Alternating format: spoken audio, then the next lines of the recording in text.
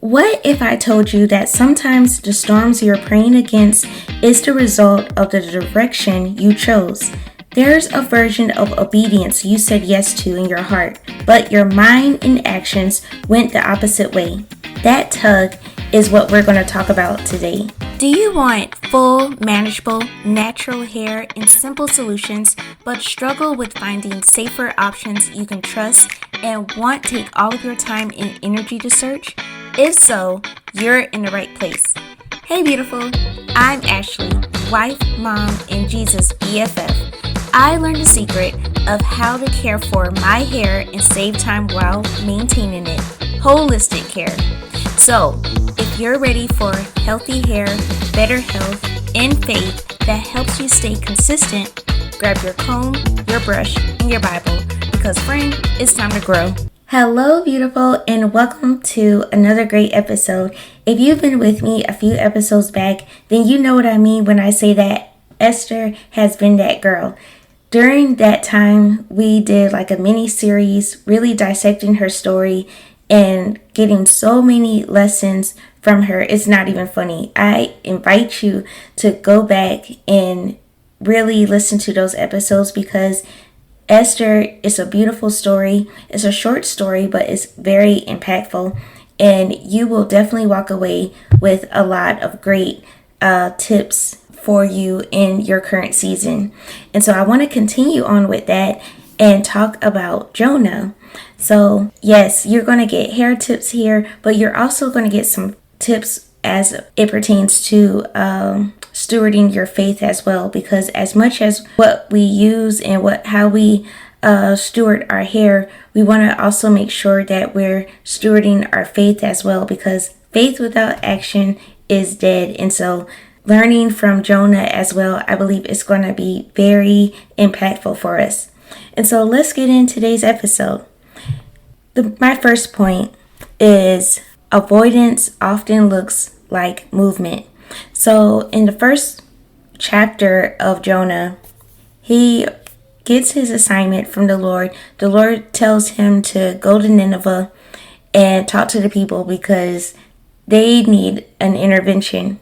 And Jonah, he's a prophet, but he does not want to go and talk to these people. First, because they're really stubborn. They do what they want to do. And Jonah does not have time for it.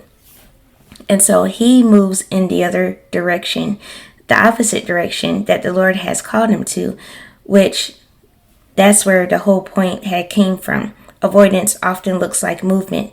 See, Jonah, he kept moving, but he was moving in the opposite way. He didn't stop.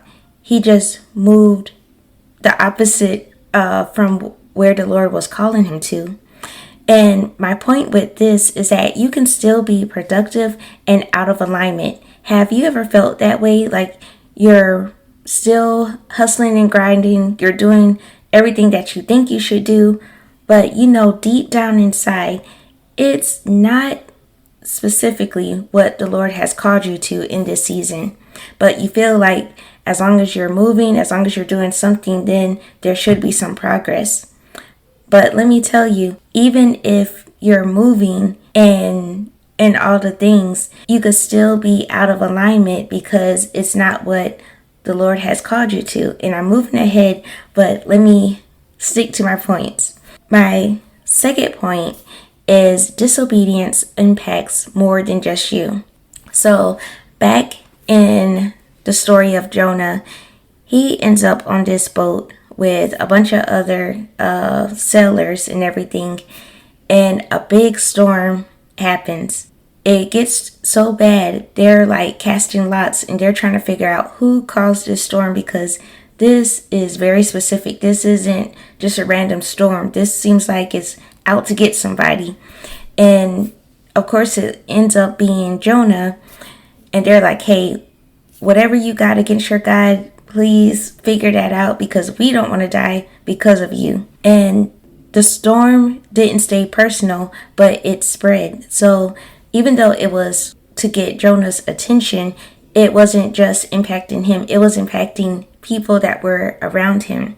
So your delay affects people connected to your assignment. You working on something else and you know that the Lord called you to do a complete different thing, it's not only impacting you, but it's impacting your family. It's impacting other people that's waiting on you so they can move forward in their assignment. It's like a complete domino effect if you don't listen to that call. So it definitely impacts more than just you.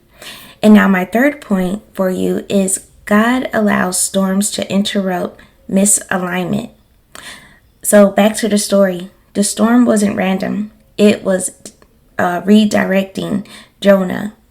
Now, of course, with the men on the boat, they knew it was more than just random, and they ended up throwing Jonah off the boat. They tried to fight through the storm, but yeah, they had to end up getting rid of him and throwing him off the boat. But it was actually redirecting Jonah to where his assignment was. See, sometimes resistance is mercy, not punishment. Even back in this story, when I read it, I just think on how good the Lord is, because he could have got rid of Jonah with the snap of a finger, but it was his mercy to redirect him and to cause the storm to happen to get his attention. And that is so beautiful, because sometimes when we have storms in our life, we could automatically think that the Lord is trying to punish us because of something we've done. But no, sometimes it's also just to get our attention and to redirect us. The storm isn't proof that God left you. It might be proof that he's still speaking. So I pray that this has definitely blessed you in whatever season that it may look like for you. And if this has spoken to you as it has spoken to me, then I invite you to my email list. Over there, I give hair care tips, but as well, I give encouraging faith tips as well. And so we all need to be stewarding this journey. So make sure you share with someone that comes to mind. And I will talk to you next time. Have a great day. Love you. Hey, beautiful. I hope you enjoyed today's episode. If so, would you please take 30 seconds and share with a friend who may want to care for their hair without overwhelm and confusion? Also, please leave me a quick review for the show on Apple Podcasts. I feel the love every time when I know that this podcast is helping you.